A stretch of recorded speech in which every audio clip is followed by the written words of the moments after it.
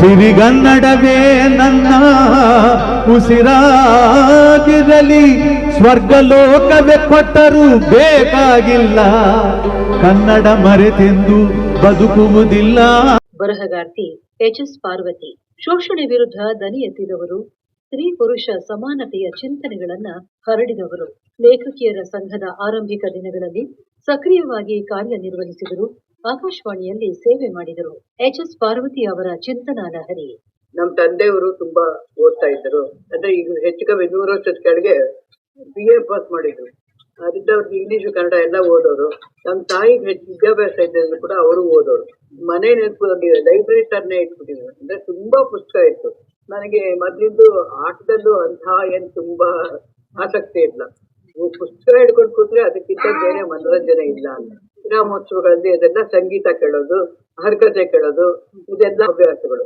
ಓದೋದು, ಸಾಹಿತ್ಯ ಅನ್ನೋದೇ ನಮ್ಗೆ ಒಂದು ದೊಡ್ಡ ಮುಖ್ಯ ಸಾಧನವಾಗಿತ್ತು ಮನರಂಜನೆಗೆ. ಚಿಕ್ಕ ವಯಸ್ಸಲ್ಲಿ ಬರೀಬೇಕು ಅಂತ ಏನು ಅನ್ನಿಸ್ತಾ ಇರ್ಲಿಲ್ಲ, ಸುಮ್ಮನೆ ಓದೋದು.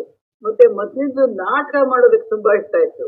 ಈ ಆಕಾಶವಾಣಿ ವೃತ್ತಿ ಮತ್ತೆ ಬರೆಯೋ ಪ್ರವೃತ್ತಿ ಒಂದಕ್ಕೊಂದಕ್ಕೆ ಪೂರಕವಾಯ್ತು. ಭಾಷಾಂತರ ಅಂದಾಗ ಕೆಲವರು ತುಂಬಾ ಸುಲಭ ಅನ್ಕೋತಾರೆ. ನನ್ನ ಅನುಭವದಲ್ಲಿ ಹೇಳೋದಾದ್ರೆ ಸ್ವಂತ ಬರೆಯೋದೇ ಸುಲಭ. ಯಾಕೆಂದ್ರೆ ಕಥೆ ಆಗ್ಲಿ ಕಾದಂಬರಿ ಆಗ್ಲಿ ನಾವು ಬರೆಯುವಾಗ ಅದ್ರ ಬಗ್ಗೆ ತುಂಬಾ ಯಾವಾಗ್ಲೂ ಯೋಚನೆ ಮಾಡಿರ್ತೀವಿ. ಅಂದ್ರೆ ಮನಸ್ಸಲ್ಲಿ ಯೋಚನೆ ಮಾಡ್ಕೊಂಡಿರ್ತೀವಿ. ಈಗ ತಗೊಂಡಿದೀವಿ, ಹೀಗ್ ಬರಬೇಕು, ಈ ತರ ಪಾತ್ರ ಮಾಡ್ಬೇಕು, ಈ ರೀತಿ ಬೆಳೆಸ್ಬೇಕು, ಹೀಗೆ ಅಂದ್ರೆ ಅದೇ ತರ ಬರುತ್ತೆ ಅಂತಲ್ಲ. ಅಂತೂ ಅದ್ರ ಬಗ್ಗೆ ಸಾಕಷ್ಟು ಯೋಚನೆ ಮಾಡಿ ಆಮೇಲೆ ಕಾಗದ ಪೆನ್ನು ಹಿಡ್ಕೊಂಡು ಬರೆಯೋಕೆ ಶುರು ಮಾಡೋದು. ಹೀಗಾದ್ರಿಂದ ಏನಾಗುತ್ತೆ ಅಂದ್ರೆ ಎಲ್ಲಾರು ಕುತ್ಕೊಂಡು ಆ ಕಡೆ ಬರ್ಬಿಡ್ಬೋದು. ಆದ್ರೆ ಅನುವಾದ ಕಾರ್ಯದಲ್ಲಿ ಏನಾಗುತ್ತೆ ಅಂದ್ರೆ ಅದು ಒಂದೊಂದು ಭಾಷೆಗೆ ಒಂದೊಂದು ರೀತಿಯಾದ ಈ ಶಬ್ದ ಸಂಖ್ಯೆಗಳಿರುತ್ತೆ, ಮತ್ತೆ ಅರ್ಥಗಳಿರುತ್ತೆ. ಈಗ ಸಂಸ್ಕೃತ ಶಬ್ದಗಳೇ ಕನ್ನಡದಲ್ಲೂ ಬಂದ್ರು ಹಿಂದಿಗೂ ಬಂದ್ರು ಹಿಂದಿಲೇ ಒಂದ್ ಅರ್ಥ ಇರುತ್ತೆ, ಕನ್ನಡದೇ ಒಂದ್ ಅರ್ಥ ಇರುತ್ತೆ. ಮತ್ತೆ ಅದಕ್ಕೆ ಭಾವಗಳು, ಲೇಖಕನ ಭಾವ ಹೆಂಗಿರುತ್ತೆ, ಭಾವನೆ ಹೆಂಗಿರುತ್ತೆ ಅದನ್ನ ನಾವು ಅರ್ಥ ಮಾಡ್ಕೋಬೇಕು. ಆಮೇಲೆ ಎಷ್ಟೇ ಬರುತ್ತೆ ಅಂದ್ರೂ ಅದನ್ನ ಡಿಕ್ಷನರಿ ಇಟ್ಕೊಂಡೇ ಇರ್ಬೇಕು. ಹೀಗೆಲ್ಲ ಆಗಿ ಅದನ್ನ ಭಾಷಾಂತರ ಮಾಡ್ಬೇಕು ಅಂದಾಗ ಒಂದ್ ಕಡೆ ಪಕ್ಕದಲ್ಲಿ ಕೂತ್ಕೊಂಡು ಅದನ್ನ ತುಂಬಾ ಆಳವಾಗಿ ಯೋಚನೆ ಮಾಡ್ಕೊಂಡು, ಜೊತೆಗೆ ಬರೀ ವಾಕ್ಯ ರಚನೆ ಮಾತ್ರ ಟ್ರಾನ್ಸ್ಲೇಟ್ ಮಾಡಿದ್ರೆ ಅದು ಒಳ್ಳೆ ಭಾಷಾಂತರ ಅಲ್ಲ. ಅದರ ಭಾವವನ್ನು ತಿಳ್ಕೊಂಡು ಮಾಡ್ಬೇಕಾಗತ್ತೆ. ಹೀಗಾಗಿ ಭಾಷಾಂತರ ಅನ್ನೋದು ತುಂಬಾ ಸುಲಭ ಏನಲ್ಲ.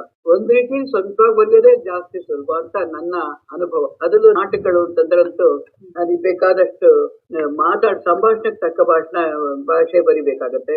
ಅವಾಗ್ಲೂ ಕೂಡ ಅಷ್ಟೇ ಯೋಚನೆ ಮಾಡ್ಕೊಂಡು ಯಾವ ಪಾತ್ರ ಅದು, ಯಾವ ರೀತಿಯಾದ ಸಂಭಾಷಣೆ ಹಾಕ್ಬೇಕು, ಇದೆಲ್ಲ ಯೋಚನೆ ಮಾಡ್ಬೇಕಾಗತ್ತೆ. ನಾನು ಹಿಂದಿಯಿಂದ ಮಾಡಿದ್ರು ಕೂಡ ಹಿಂದಿಗೆ ಬೇರೆ ಬೇರೆ ಭಾಷೆಯಿಂದ ಬರ್ತಾ ಇತ್ತು ನಾಟಕಗಳು. ಹೀಗಾಗಿ ಅನೇಕ ಪ್ರದೇಶಗಳದ್ದು ಒಂದು ಅನುಭವ ಕೂಡ ಅಂದಾಗ ಅಲ್ಲಿ ಹೆಂಗಿದೆ ಅಂತ.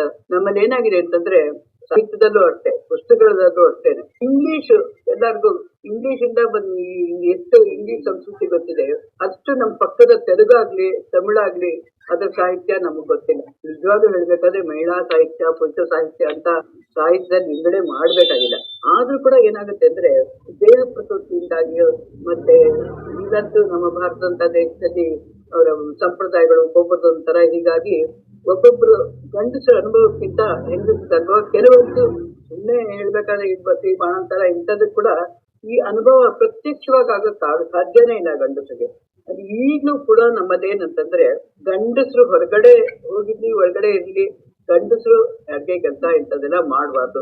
ಕೆಲವ್ರನ್ನೇ ಸಂಪರ್ಕ ಇರುತ್ತೆ ಅಂದ್ರೆ ಗಂಡಸರು ಪರಕೆ ಮುಟ್ಟಬಾರ್ದು, ಉದ್ಯೋಗಸ್ಥರಾಗೋದಕ್ಕೆ ಅವಕಾಶ ಕೊಟ್ಬಿಡ್ತಾರೆ. ಇಬ್ಬರಿ ಪರಾಯಣ ಅಂತಾರೆ, ಸಂಬಳನೂ ಬರುತ್ತೆ, ಅನುಕೂಲ ಆಗುತ್ತೆ ಈಗಿನ ಜೀವಮಾನದಲ್ಲಿ ಅಂತ. ಆದ್ರೆ ಹೆಂಗಸಿನ ಯಾವ ಜವಾಬ್ದಾರಿ ತಗೊಳಕ್ಕೆ ತುಂಬಾ ಜನ ಗಂಡಸರು ಇಷ್ಟನೇ ಪಡೋಲ್ಲ. 33% ಮಾಡಬೇಕು ಪಾರ್ಲಿಮೆಂಟ್ ಅಲ್ಲಿ ಅಂದ್ರೆ ಅದು ಕೂಡ ಇನ್ನೂ ಒಪ್ಪಿಗೆ ಸಿಕ್ಕಿಲ್ಲ. ಅಂದ್ರೆ ಮೇನ್ ನೋಡೋದಕ್ಕೆ ತುಂಬಾ ಮುಂದುವರೆದ್ಬಿಟ್ಟಿದ್ದಾರೆ, ಎಷ್ಟು ದೊಡ್ಡ ದೊಡ್ಡ ಕೆಲಸದಲ್ಲಿದ್ದಾರೆ ಹೆಂಗಸರು ಅಂತ ಇದ್ರು ಕೂಡ ಸಾಧಾರಣ ಜನ ಹೇಗಿದ್ದಾರೆ ಅಂದ್ರೆ ಈ ತೆಂಗಿನ ಮರ ಇರ್ತದೆ, ಒಂದು ದೊಡ್ಡ ತೆಂಗಿನ ಮರ, ಅದ್ರ ಪಕ್ಕದಲ್ಲಿ ಹುಲ್ಲುಗಳು ಬಿಟ್ರೆ ಹೆಂಗಿರ್ತದೆ, ಹುಲ್ಲು ಬೆಳೆಯುತ್ತೆ. ಹಾಗೆ ನಮ್ಮ ಹೆಂಗಸರು ತುಂಬಾ ಜನದ್ದು ಸತ್ಯವಿದು ಕನ್ನಡ ನಾಡಲಿ ಹುಟ್ಟಲು ಪುಣ್ಯವು ಬೇಕು, ದೇವರ ದಯೆಯಿಂದಲಿ ಈ ಭಾಗ್ಯವು ದೊರೆತರೆ ಸಾಕು.